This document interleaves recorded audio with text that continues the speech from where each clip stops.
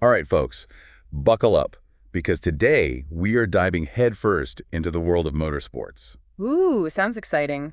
Who are we talking about today? We're talking about a real up-and-comer in the racing scene, Abby Pulling. Okay, I've heard the name. Definitely one to watch, right? You got it. And you know what's even better? One of you sent in her Wikipedia article, so we just had to do a deep dive on her. Love it when that happens. Always more fun to chat about someone the listeners are already hyped about. For sure. So Abby Pulling, where do we even begin with this rising star? Well, her story, like many in motorsports, starts young. Oh yeah, we're talking go-karts before she was even 10 years old. Seriously, 8 years old. I mean, most kids that age are still figuring out how to ride a bike without training wheels. It's wild, right? But that's where it all begins. And by 9, she's competing. Those early years are absolutely critical. It's about getting that feel for the vehicle, learning the racing lines, making split-second decisions. It's not just about speed at that point. Exactly. It's about strategy, anticipation, knowing what your opponent might do even before they do it. Wow, that's intense. So you're building those foundational skills from a young age, and you can see that early talent shine through with Abby. Oh, absolutely. She's a 2-time Super 1 National Junior TKM champion. Now, for anyone who isn't fluent in racing, care to translate that? Basically, it means she was one of the best in the business, even as a youngster.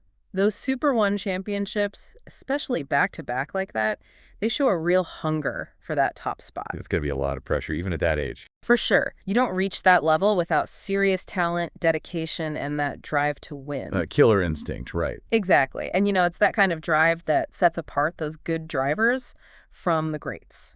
I love it. So from karting, she makes the leap to cars, starting out in the Ginetta series. Now, that seems to be a pretty standard path for these rising racers, right? Yeah, you see it a lot. Ginetta Juniors is a big step up from karting. Think about it. Going from a go-kart to an actual car, way more power to handle. And they're racing wheel-to-wheel at those speeds. It's a whole other level of racing, for sure. It's about learning to race smart, strategically. It's not just about putting your foot down and hoping for the best. So much more to it than just going fast. Absolutely. You need finesse, you need nerves of steel, and you need a good head on your shoulders to make it in those series. And in Ginetta, you really start to see Abby's consistency shine through. She's consistently performing, gaining that crucial experience. Always learning, always improving. Exactly. She might not always be on the podium at this point, but she's always in the mix. And that consistency, that drive, says a lot about her dedication to the sport. Yeah, that's important, especially in these early series, right? Because they might not get as much attention as, say, Formula One, but they're still incredibly competitive. Oh, absolutely. Think of them as the proving grounds, where drivers cut their teeth and really refine those skills against some tough competition. So she's got the karting background. She's proven herself in the Ginetta series. Where does she set her sights next? So we've got Abby Pulling, karting prodigy, Ginetta star, and then she sets her sights on British F4. That's a big step up. Big time, right? British F4. This feels like we're moving into the big leagues now. Oh, absolutely. This is where things get really serious. You're talking about those slick-tired, high-downforce cars, the kind of machinery that really tests a driver's skill. Okay, hold on. You're losing me a little bit with the jargon. Slick tires, high downforce. Break it down for those of us who need a racing glossary. Right, of course. So, slick tires, imagine tires with no grooves, no tread pattern. It's all about maximizing that contact patch with the asphalt, getting as much grip as possible. Sounds slippery. Well, they're amazing in the dry, but yeah, throw in some rain and things can get pretty hairy. And then downforce, think of it like invisible wings pushing the car down onto the track. Okay, so the faster you go, the more grip you have. You got it. It allows for those insane cornering speeds you see in Formula One and other high-level racing. So yeah, British F4, this is where drivers really get a taste of what it takes to handle those kinds of forces. Intense. So no pressure then. But seriously, she jumps into this world of British F4. How does she do? She handles it like a seasoned pro. In 2020, she signs with JHR Developments and finishes 6th overall in the championship. 6th. That's incredible, especially for her rookie season. Exactly. It really put her on the map. And remember, this is a hugely competitive series. Yeah. To even finish in the top 10 is a major accomplishment. Totally. But then I'm looking at her Wikipedia page here, and it says in 2021, she had to withdraw from the season. Yeah, that's the unfortunate reality of motorsports sometimes. It mentions something about budget constraints, right? Yeah, it says she had to pull out due to a lack of funding. That's a tough break for any driver, but it's something that so many young talents face. Motorsport is incredibly expensive, even at these lower levels. I hadn't even considered that side of things. Yeah. I mean, it takes more than just talent to... It sounds like you need a small fortune just to get your foot in the door. It's the harsh reality. Securing sponsorships, finding the funding, it can make or break a career, regardless of how skilled you are behind the wheel. Wow, so it's not just about being a great driver, it's about navigating this whole other side of the sport. Yeah, Talk about pressure. absolutely. And Abby's story is a testament to her resilience, because instead of letting that setback derail her, she comes back even stronger in 2024 with Rodin Motorsport. Comeback season. And this is where she really makes history. She becomes the first female race winner in British F4. A monumental achievement, not just for her, but for women in motorsport. I was going to say, it's not just a personal victory, it's a cultural moment. It's about shattering those glass ceilings and showing the world what's possible. Exactly. And that win sent shockwaves through the racing world. It's one thing to be talented, it's another thing to break down barriers like that. Absolutely. It's clear at this point that she's not just here to compete, she's here to dominate. But hold on, her story doesn't end there. While she's out there breaking records in British F4, she's also making waves in other series. Right. There's that stint with Fernando Alonso's team. Okay, name drop. For those of us who don't follow F1 religiously, Fernando Alonso, two-time world champion, racing legend. Exactly. And she gets a chance to drive for his team in the Formula Renault Euro Cup. Now, it's only a one-off appearance, but still. It's huge. Yeah. I mean, that's like getting called up to play basketball with Michael Jordan, even just for a practice session. It does something for your confidence, right? Exactly. And it shows that her reputation is growing. People are taking notice. That's amazing. Yeah. Okay, so we've got British F4, Formula Renault, we're forgetting it. Oh, that's right. The W Series? Yes, the W Series, a Yeah. whole other beast entirely. Right. It's an all-female single-seater championship. Can you give us a little background on that? I feel like there's been a lot of talk about the W Series. Yeah, it's definitely sparked a lot of debate in the motorsports world. Sure. It was created to give women a platform, more opportunities in a sport that's historically been, well, dominated by men. So it's about leveling the playing field a little bit. Exactly. Give these talented women a chance to compete against each other, gain experience, and hopefully climb the motorsport ladder. Which has traditionally been a pretty tough climb, I imagine. You got it. Now, there are different opinions on the best approach to achieving equality in motorsport. Some see the W Series as a crucial stepping stone. Giving them that experience and exposure that might be harder to come by otherwise. Exactly. While others believe that the focus should be on greater integration and equal opportunities within existing structures. It was a complex issue, with valid arguments on both sides. For sure. But regardless of where you stand on that, there's no denying that the W Series has given a platform to some incredibly talented drivers, and Abby Poling is a prime example. She joins the series in, 2023. Her debut season. Oh. And what does she do?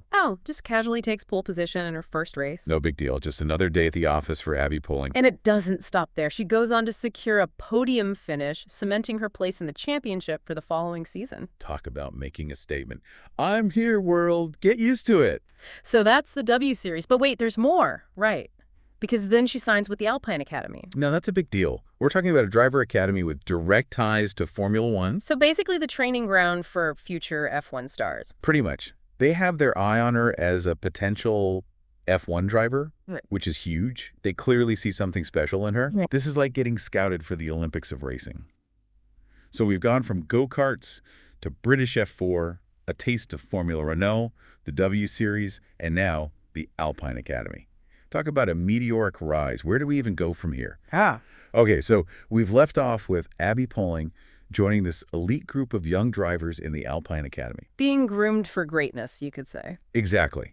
But she's not just sitting around waiting for her shot at Formula One. She's out there competing, racking up even more experience. Right. 2024, she joins the F1 Academy. Okay, so tell me more about this F1 Academy. I'll be honest, I'm not as familiar with this one. Is this like a feeder series for the W Series? Kind of. You could think of it that way, but it's actually a separate entity. It's brand new, just launched in 2023. And it's designed to be a direct pathway for women to reach Formula 3. So the W Series is about getting women racing experience, and the F1 Academy is about taking that next step towards the pinnacle of motorsport. You got it. And it's all about creating those opportunities, giving these drivers the tools and the platform to showcase their talents. I like it. And I see Abby's already making her mark there, right? Oh, absolutely. She's consistently fighting for those top spots, podium finishes, even wins already. Amazing. So from go-karts to Ginetta, conquering British F4, a stint in Formula Renault, the W Series, and now the F1 Academy, all while being part of the prestigious Alpine Academy. It's incredible to see her career trajectory. It's remarkable. Abby's story is a testament to her dedication, her raw talent, and her unwavering determination to succeed in a highly competitive and, let's face it, male-dominated sport. It's truly inspiring. I mean, she's not just breaking records, she's breaking down barriers for women in motorsport. And I, for one, cannot wait to see what she does next. Me neither. This is just the beginning for Abby Pulling. Remember where you heard it first, folks. You heard it here first. This deep dive has been a wild ride. Big thanks to you all for sending in Abby Pulling's Wikipedia page. She's definitely one to keep your eye on. Absolutely. The future's looking bright for this rising star. It certainly does. And for all of you listening, we want to hear from you. Where do you see Abby Pulling going in her career? Is Formula One in her future? Head over to our socials and let us know what you think. Until next time, stay curious and keep those engines revving. Ever heard that one about the F1 driver who said they owe it all to, well, go-karting? It does make you wonder, doesn't it? Like, we picture Formula One as the peak of motorsports, right? But today, we're going to dive into whether those little carts, the ones you see more at amusement parks, could actually be tougher. Yeah. You guys sent us some cool articles on this, one from Expert Beacon, and even a whole Wikipedia thing on supercarts. Okay. So let's break it down. It's funny how easily we think of F1 and all that glamour. The sponsorships, the tech, Yeah, but strip that away and you're left with something kind of pure. the real test. It might actually be on a karting track. That's a good point. Yeah. And the Expert Beacon article, they're all about that, like raw, primal experience. Mm-hmm. No power steering to help you out, barely any suspension, just you wrestling this thing, sometimes at 100 miles an hour. And that lack of power steering, that's huge. Oh, yeah. Expert Beacon, they pointed out the G-force thing. Drivers are dealing with a constant 2 to 4 Gs while racing. Wow. More than F1, even at those crazy speeds. No way. Imagine trying to turn with that pushing you down. You'd have to be so strong. Absolutely. And it's not a short little ride either. Those races, like 15, 20 minutes. Yeah. Might not seem long, but with that G-force the whole time? It adds up. Real athletes, these drivers. Totally. And we're not talking about your average go-kart either. No, no. That supercard article you mentioned, those things are engineered. Oh, yeah. Power-to-weight ratio is nuts, up there with some open-wheel race cars even, built for pure speed. So not just casual laps around a track then. More like taming a beast. Makes you wonder how it compares to actually driving F1. That's where things get really interesting. See, karting's intense, raw, but F1, different kind of mastery. More like a marathon.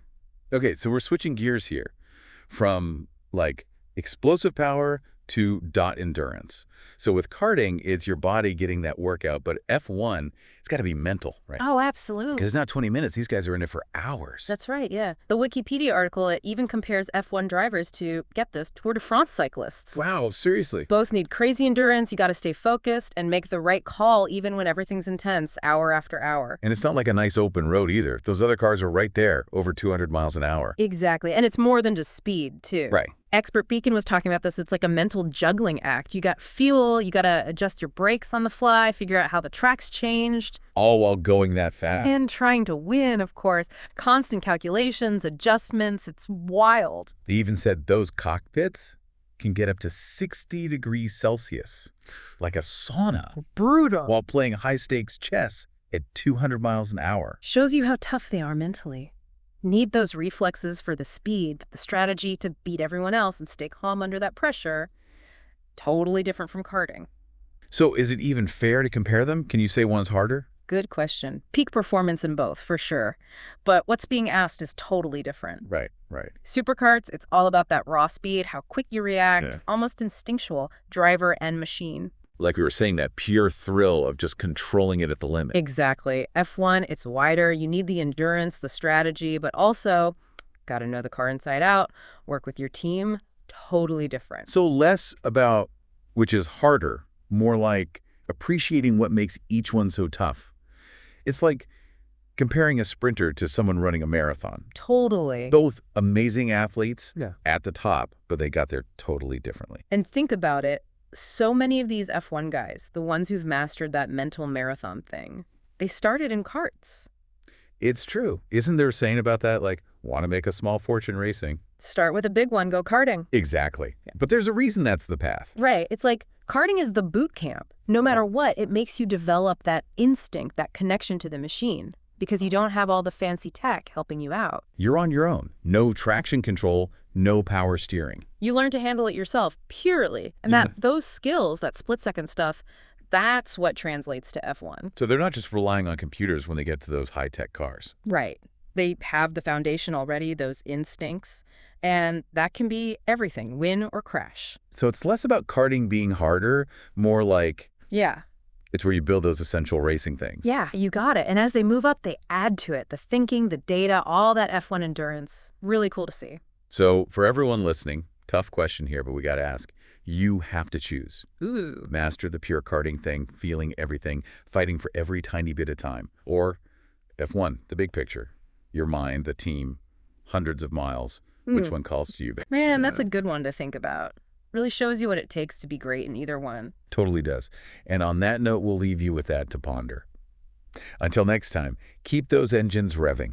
Whether it's karting or F1, it's all about pushing limits. Thanks for joining the deep dive, everyone. Okay, so are you ready to dive into a story about a car that sounds more like a swarm of bees than a roaring monster? I am, especially if we were talking about the Mazda 787B.